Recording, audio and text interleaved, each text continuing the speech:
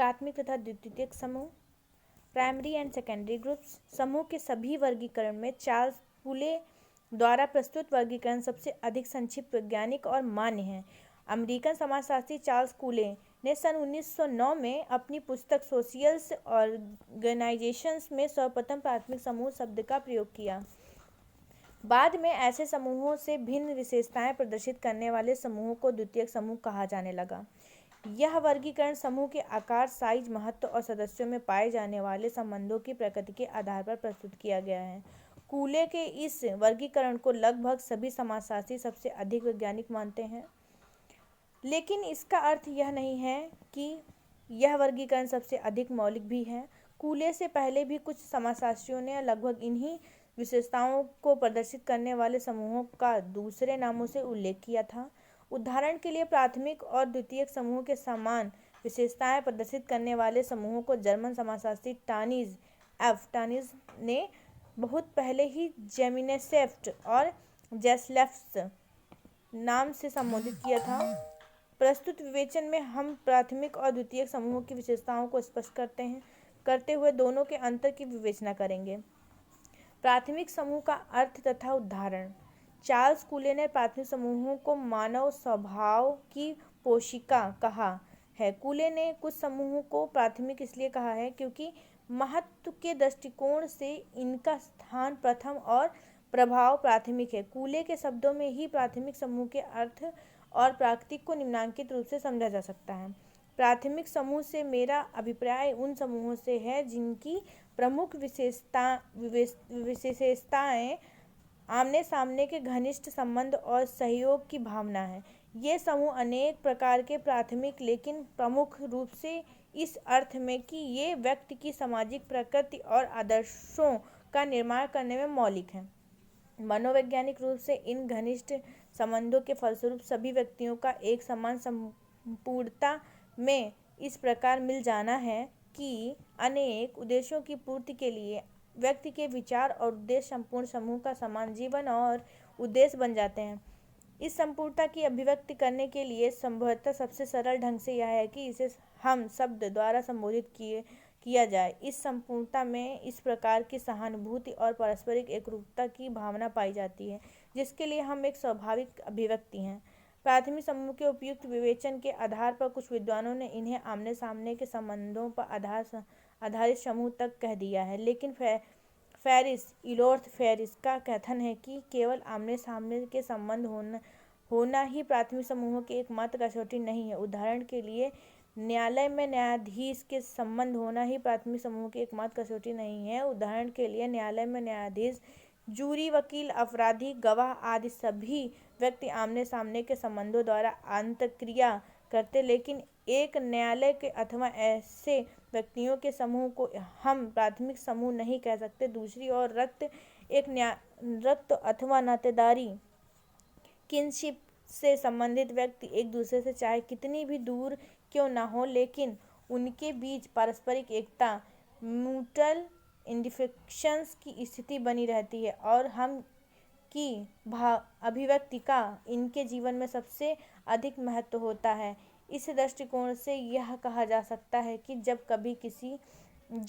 कभी भी कुछ व्यक्ति घनिष्ठ अथवा हम की भावना से संबंध कर अंतःक्रिया करते हैं तथा समूह के हित के सामने निजी स्वार्थों का बलिदान करने के लिए तैयार रहते हैं, तब ऐसे समूह को हम एक प्राथमिक समूह कहते हैं।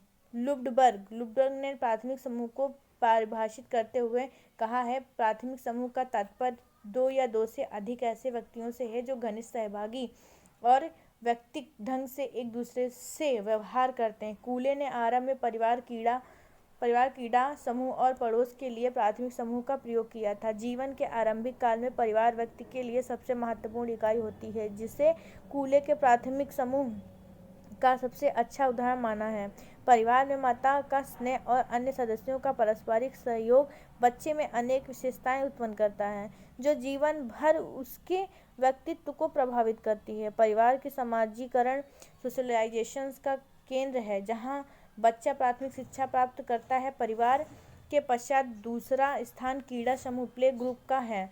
यह समूह सर्वव्यापी है और व्यक्तित्व के निर्माण में आधारभूत है। अब बच्चे के ऊपर अपने खेल के साथियों और विभिन्न प्रकार के खेलों का गहरा प्रभाव पड़ता है। उसकी भावनाएं, मनोवृत्ति और विचार बहुत कुछ इन्हीं साथियों के समान ढल जाते हैं। इसके अतिरिक्त पड़ोस भी कूले के अनुसार एक प्राथमिक समूह है, क्योंकि व्यक्तियों के व्यवहारों को नियंत्रित करने और उनका सामूहिक जीवन से बंधने में पड़ोस का महत्व प्राथमिक है। इसलिए भी प्राथमिक है क्योंकि इसका प्रभाव अनौपचारिक होता है। जहाँ तक प्राथमिक समूह के सदस्यों की संख्या व आकार का संबंध है, उपयुक्त विशेषता के कारण ये बहुत छोटा होते हैं। प्राथमिक समूह में, जैसा कि फेयरचाइल्ड का विचार है, समानता 3 से 4 व्यक्तियों से लेकर 50 से 60 व्यक्ति तक पाए जाते हैं। ऐसे समूह में विचार विनिमय प्रत्यक्ष रूप से होता है, किसी माध्यम के द्वारा नहीं होता। इसका अर्थ यह नहीं है कि प्राथमिक समूह में कभी संघर्ष अथवा मतभेद की स्थिति उत्पन्न ही नहीं होती, बल्कि वास्तविकता यह है कि प्राथमिक समूह में कोई मतभेद स्थायी नहीं होती, कि व्यक्तिगत या सामूहिक रूप से इसका कोई हल शीघ्र ही ढूंढ निकाला जाता है। प्राथमिक समूहों की विशेषताएं। अब इनकी हम विशेषताएं बताते हैं। उपयुक्त विवेचन से प्राथमिक समूहों की कुछ बाह्य और आंतरिक विशेषताओं का अभ्यास मिलता है। कुछ विद्वानों ने इन विशेषताओं को क्रमशः संरचनात्मक और मानसिक विशेषताएं भी कहा है। प्रस्तुत विवेचन में हम इन्हीं विशेषताओं के आधार पर प्राथमिक समूहों की प्रकृति को स्पष्ट करेंगे। प्राथमिक समूहों की भौतिक विशेषताएं। प्राथमिक समूहों की भौतिक अथवा संरचनात्मक विशेषताएं से हमारा तात्पर्य उन विशेषताओं से है जो इन समूहों के ढांचे से संबंधित। यद्यपि इनके अंतर्गत कूले ने आमने सामने के प्रत्यक्ष संबंधों को सबसे अधिक महत्व दिया है, लेकिन जैसा कि हम पहले स्पष्ट कर चुके हैं कि आमने सामने के संबंधों को ही प्राथमिक समूह का एकमात्र आधार मान लेना ठीक नहीं है। यही कारण है कि कुछ विद्वानों ने इन भौतिक विशेषताओं में प्राथमिक समूहों के सामान्यीकृत चरित्र पर सबसे अधिक बल दिया है। इन सभी विशेषताओं को संक्षेप में इस प्रकार समझा जा सकता है। नंबर 1, शारीरिक समीपता। शारीरिक समीपता सदैव ही घनिष्ठ संबंधों को विकसित करती है। एक साथ रहने, खान पान रखने, व्यवहार करने, कार्य करने और यहाँ तक कि एक साथ रहकर वाद विवाद करने से भी एक विशेष प्रकार की अपनेपन की भावना का विकास होता है। प्राथमिक समूह की यह महत्वपूर्ण विशेषता है कि इनके सदस्य सभी अच्छे और बुरे अवसरों पर एक दूसरे के निकट रहते हैं और इस निकटता के कारण उनमें सदैव घनिष्ठता बनी रहती है। यही विशेषता उनके संबंधों को स्थायी बनाती है।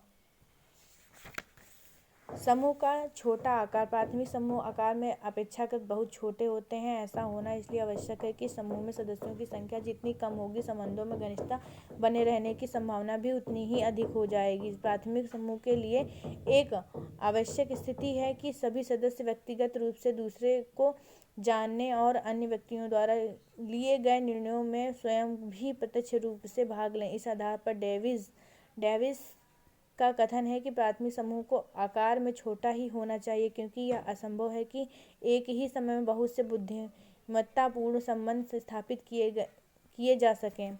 नंबर 3, तुलनात्मक स्थिरता। स्थिरता के अभाव में घनिष्ठता की संभावना नहीं की जा सकती। डेविड का विचार है, समूह में जितनी अधिक स्थिरता होती है, अन्य बातें समान होने पर सदस्यों के संबंधों में भी उतनी ही अधिक घनिष्ठता उत्पन्न हो जाती है। वास्तव में प्राथमिक समूहों का निर्माण जानबूझकर न होने के कारण ये कहीं अधिक स्थायी प्रकृति के होते हैं और इनकी सदस्यता से अलग होना भी सरल नहीं होता। ऐसे समूहों के सदस्य एक दूसरे से बार बार मिलने और बातचीत करने के कारण निरंतर घनिष्ठता का अनुभव करते रहते हैं और कुछ समय बाद ये संबंध इतने गहरे और विश्वसनीय हो जाते हैं कि व्यक्ति और समूह का अस्तित्व एक दूसरे से मिल जाता है।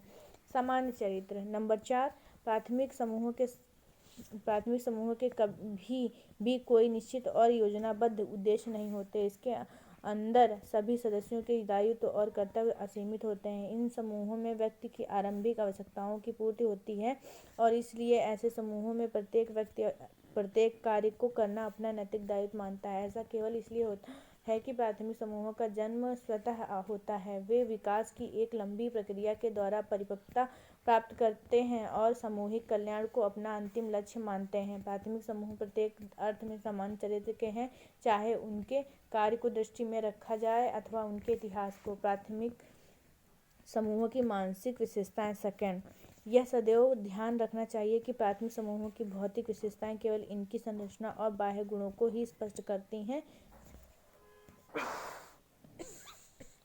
इनके फलस्वरूप ऐसे समूहों में विशेष प्रकार के संबंधों और मनोवृत्तियों का विकास हो जाता है।